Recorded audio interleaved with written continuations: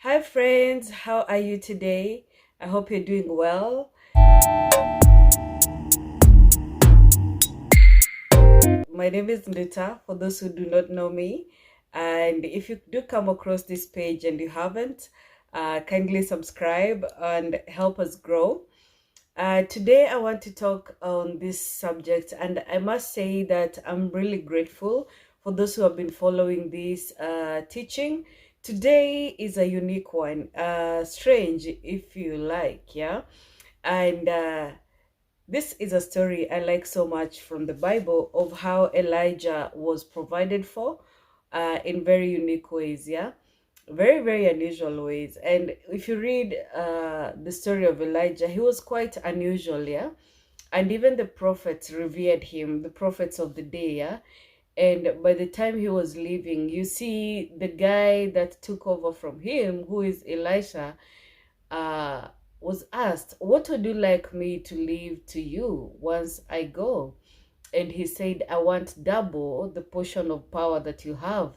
And Elijah said to Elisha, that is quite a huge order. It's quite huge. But if you do see me leaving, if you do see me being taken away, then you'll be able uh, to get the kind of power you're asking for. And you have to realize that before they got to this place, about two times, yeah, no, three times, Elijah had attempted to leave Elisha uh, in some places, yeah, in some towns that he would go to, and he would be like, "Elisha, could you remain here? I've been sent to the next town." And Elisha would say, as long as God is with you and I am with you, I am going with you. And so the last place that he was sent was to the river Jordan, where he split the river with his coat and they crossed with Elijah. In the meantime, some prophets had followed them and they were watching from afar. If you look at this life of Elijah, it was a life of miracles, and even the guy who took over from him started performing miracles immediately. Because to go back after Elijah was taken, to go back via the Jordan River, he used the same coat to split the river again. So instant miracle, instant power, yeah. But it had not always been like that, yeah. So there were times that Elijah did not even have food to eat, and he depended on ravens as well as widows. So two times we see him dealing with women who would feed him and take care of him, yeah. And how this story starts is that one time Elijah, because of the sins of the king of the time, who was Ahab, because of his sins and the sins of his wife Jezebel, Elijah was sent to him, and he declared that it would not rain for 3 years. Now, the kind of people that he was dealing with were proud and uh, obstinate, I must say. They worshipped Baal and they didn't care, you know. So for the prophet to announce this to the king and go and just be able to walk away was something unfathomable. And so the king Ahab wanted to come after him, yeah. But so God advised Elijah to go hiding. And so for the longest time, he would send ravens to feed him. And this is the kind of thing I want to address today. So ravens, if you hear the description of ravens, they are birds that love meat. But this same meat and bread is what they would bring to Elijah to eat, meaning they needed it themselves, but they would faithfully bring the meat and the bread to Elijah and fed him until when the creek that he was drinking from dried up. Now, this is a very unique story. In fact, when you think about it, it seems so unreal, yeah? But this is a time where the Israelites were seeing the power of God. But time and time again, they would just disobey. The kings who would come into leadership way after Solomon, they kept sinning, yeah, such that Jerusalem and Judah were split up after Solomon, And the kings who would come in, you would hope that they would go back to serving Jehovah, but they wouldn't. And so God would send a punishment, and they kept dying, and new kings would come, and they would still get into idol worship, yeah, something that really vexed God. But the prophets of the day were really strong and mighty in the land, and they spoke whenever they were sent, and they spoke with power, and they did not try to please the king. And so this could be your journey. You who has never even thought that you have some power in you, and you find that God is leading you on a certain path that you have never known before, yeah? And even when you look at the path you've been on, perhaps you and your family, you even wonder how you came that far, because there were many years of lack, many years that you could never afford the things that you desired, yeah? You only saw the good life among other people. You saw other people growing, talking about things that you did not know, or even think about. Some desires you even killed because you thought that these were too high for you, yeah? But on your way there, and even to gain the power and knowledge to just realize who you are in Christ, realize who you are and what what you're empowered with, yeah? Because poverty is such that you can be covered up. Like it would look like nothing good can come out of you, yeah? But see, this is the year of the underdog, yeah? And so have other years been. There have been peculiar times that God would call his people who were seemingly forgotten, were seemingly talentless, were seemingly ungifted, and they didn't even have power. Even their words have no power, such that even if they spoke, nobody would listen to them, because they were poor. And poverty brings a certain kind of humility or disposition that will not allow you to penetrate some places, yeah? Poverty can cover up even the gifts and talents you have. So you could be so talented, so gifted, but who is ever willing to listen to you, right? And so God will use the peculiar things that he has placed in you, will help you meet very peculiar people before you do arrive to the place that you're supposed to go, and where you're supposed to be seen and also perform or carry out your purpose. So ravens were birds that needed this food. They're meat-eating birds, and sometimes they will wait for it to be even rotten. They're scavengers, yeah? It was a very unique situation, but they would faithfully bring this food to Elijah. And I'm saying this because in a very unique place, in a very unique situation, I've ever been in a place where I received from people who actually needed the food they were giving me, yeah, or the supplies that they were giving me. And it was a very hard situation. It was hard to receive, as it might also have been very hard for them to give me, yeah? And I was really, really avoiding it. And why it not for God? Because I was in a time of prayer and supplication and searching God, trying to understand what the journey was about. I should say many months before, I had a sermon, yeah, about the ravens. And in the description of the ravens and how they even look, they're not the kind of birds that would bring you food and you would happily take. Ravens are not. They're known to eat even rotten food. And so around their beaks, it looks even rotten.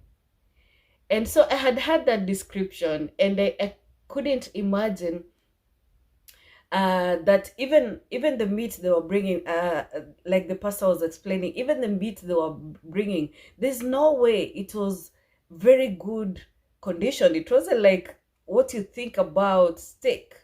It couldn't have been like a prime rib, It must have been some type of meat that was not usual or usually eaten by men. He was in a bad situation, so he had no choice but to eat this meat for a reason. And I have to tell whoever is listening to this and you've been in a bad situation, remember the things you have ever eaten.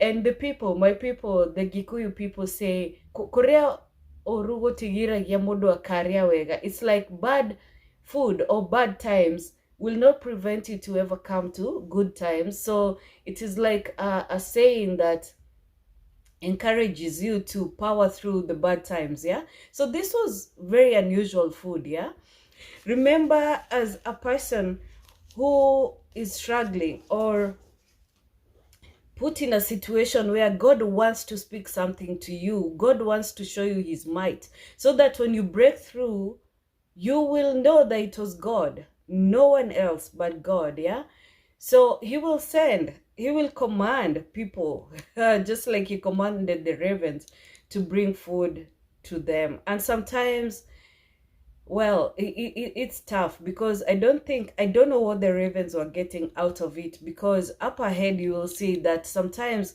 God will send you to a particular people who do not have, and they will be commanded to feed you. And when they do, even though you do not look like a blesser, just having that communion with them, that's just them serving you, even when they do not have, they receive in abundance. Now realize that these are two different kind of categories. Yeah, while the ravens, in your journey you will meet them. Yeah, the ravens are not exactly submitted to God. They're spiritual people, they're God's creatures, but the way in which they exist, or the way in which they are doing this God thing, may have removed them from God a bit. And so they're following spiritual laws of giving. And sometimes they're very hard to receive. They do not just receive, you know. So they will be commanded to give, or they'll be following those spiritual laws, which keeps them in blessing, which keeps them, so they keep receiving. I don't know if you've ever seen people who are not godly, but they are in a good position, like they're not lacking. You understand? So just so you know that every person is God's people, and everybody is getting used by God. It's just the levels are so different. So you who does not look like anything the kings would want to be associated with, or the people on higher levels would want to be associated with, or they would never even see you, God will allow other beings to see you, or other people to see you, but they will be acting in the capacity of ravens. I hope you do understand me very well, especially people who are coming and you've gone through so many problems and you have very limited resources actually when you're moving from wherever you're moving to in search of greener pastures. God will send very unique people in your lives, and your lives will be entertained in very unique ways. You will come to understand eventually, spiritually, they knew that without this providence, even though we need it, we cannot eat this. It's meant for this person to sustain them, yeah? So it was a command, and it is a mystery to even them. Why are we being used to serve these people? Why are we being used to serve this person who we have a very unlikely bond with, yeah? So anyway, until the brook dried. And I would say this is where, compared to in our lives, it is where everything dries up so you can move to the next place. Sometimes you're sent from one place by God for a period of time to learn something that you should learn, that is very vital in your journey and in your life as a person. As God is breaking the chains in your life, he will send you to places where you will understand why things have always been a certain way. And for you to exist in that place, you have to be humbled in a certain way for you to be able to learn what you're supposed to learn, or get what you're supposed to get in that land. Because God is a just God. There's nothing that you ever lost will just go like that. It will be restored. But let me tell you, if you go to some places well endowed, able to afford your life, God will not address these things that he's supposed to address. And think of things I've talked about, being a pioneer or being the chain breaker in your family. There are very unique situations you will come to that your followers will not, yeah? And so the uniqueness of the people that you meet will be because of the position that you hold. Yeah. And so it will be hard for the people that you meet, and it will be hard on you too to give and receive. Eventually you will realize that you will reach a place that you will find, and because I'm revealing a lot of secrets for you, yeah, so your eyes can be open, just like teachers have been provided for me going into this journey. You will realize that when you come to a place where you settle, it is very strange, but people abroad or people who have been here for a while, they do not like receiving. They may give, but they do not like receiving. And so it becomes an unbalance of sort, because you want to give as much as you want to receive. Otherwise, this is not spiritually correct. It's only a certain level, or it is only at a certain level that people will receive without thinking they can give back. And because this giving and receiving is such a unique thing, people ought to be very careful. But there's a level that you are not careful. You take and take as you should, because that's the level that you are on. And eventually, because it is a process, God will reveal why things have to be a certain way. You cannot just give, because then people look at you as God. People will stop praying because they are receiving from you. They do not even have to work for it. They do not even have to pray for it. You understand? So as much as you give, or you're in a position to give, you must be careful, because even these resources can be removed for you to also humble before God as your provider. Sometimes, yes, he will allow you to give others. And also, this is to test your heart also, if you can give as much as you've received. But then there'll come a level where he's like, stop, because now these people are worshiping you. But you do realize that this situation that we're talking about is from Genesis 17. It was not like that. The ravens were giving but not taking.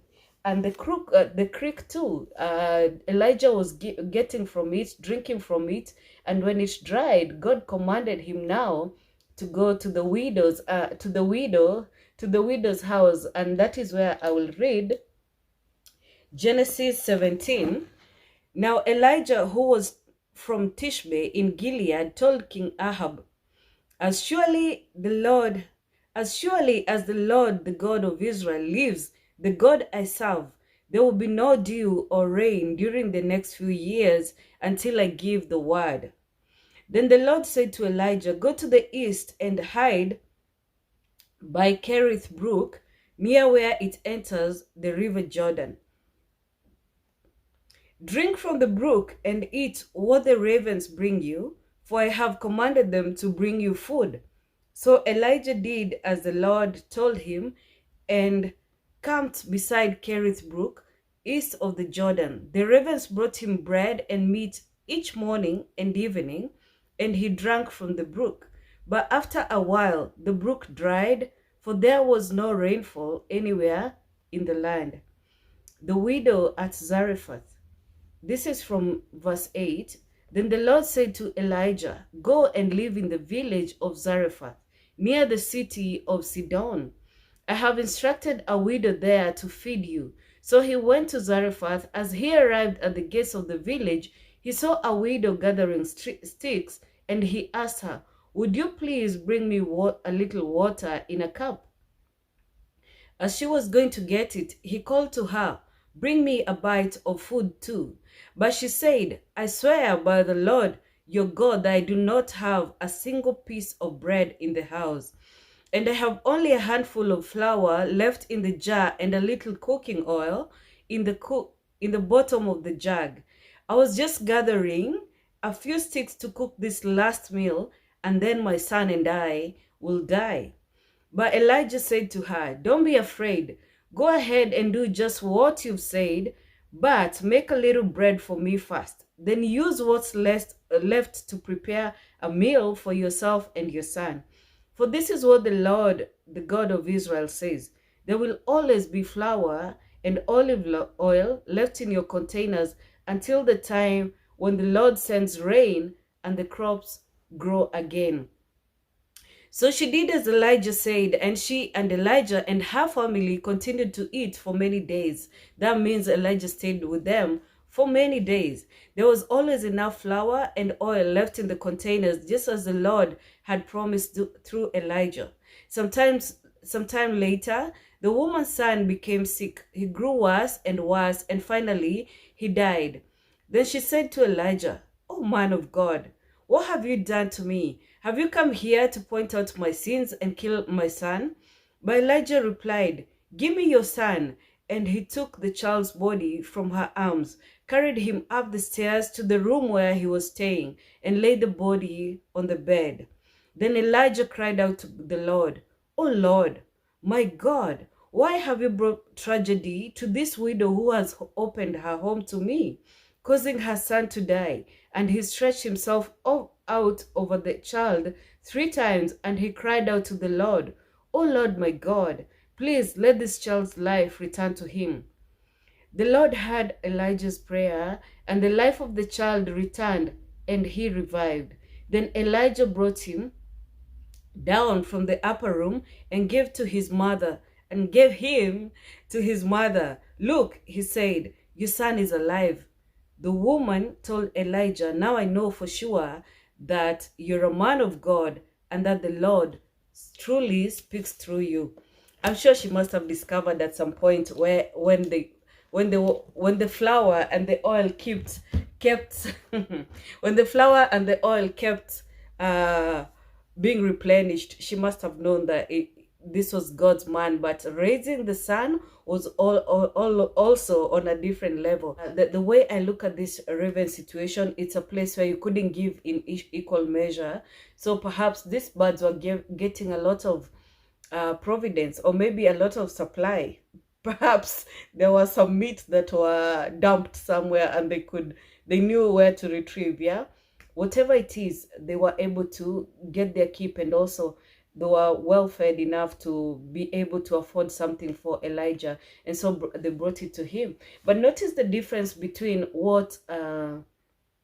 between the situation where Elijah was receiving from the ravens and the situation where it was the widow providing once to Elijah, and so her jar kept being replenished. This was a very unique situation. You find that this lady was very willing to bring water to Elijah, but she was leaving to bring him water like he had asked.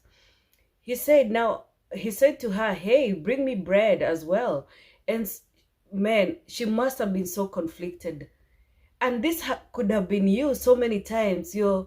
Somebody asks for something and you're like, "Wow, what? Wait. I have nothing. I swear to God, I have nothing. Please don't ask this of me." But the person goes ahead. You see, like, he's quoting God here, but he has no food. It must have been a very hard thing to believe. But this widow believed. And she must have been a giver, because she was like, "You know what? Okay, I will make that bread. I'll give you a portion. And then, since we're going to die anyway, my son and I will eat the rest and die." But Elijah reassured her and told her, because she had agreed, or because she had received this word, and because she had promised to bring the bread to him, he said to her, "As long as God lives, you will never lack this oil and this flour. Your jar will never be depleted. It will be replenished each and every time." And so they lived together. And then it came to a point where this boy, the widow's son, got sick. And it was upon Elijah to revive him. When I tell you that this story has so much meaning to me, because we had been in a situation like that, where we were provided by people who didn't exactly have, but it was their habit to give. And so their heart must have responded the same way. Yeah, like, "God, there's this situation and we think these people are in need." And God must have been positioning them, because later I would see a lot of blessing coming into the situation. Maybe they did not even recognize it. But like I told you, in our journey, we realized who we were and the kind of things that we were seeing on the journey that my son even started pointing out that this cannot be a coincidence, yeah? Whenever things were a certain way, whenever we hang around a certain people, certain things would happen. Sometimes it was receiving, sometimes not, sometimes it was increment, sometimes not, because of how the people were placed, their positioning, their heart condition, the journey that they had done, the things that they had seen, the vessels they were at that point, and where God was leading them. And so this has made me very cautious and also conscious and also very careful where people are concerned, because we are spiritual beings. Everything stems from the spiritual, yeah?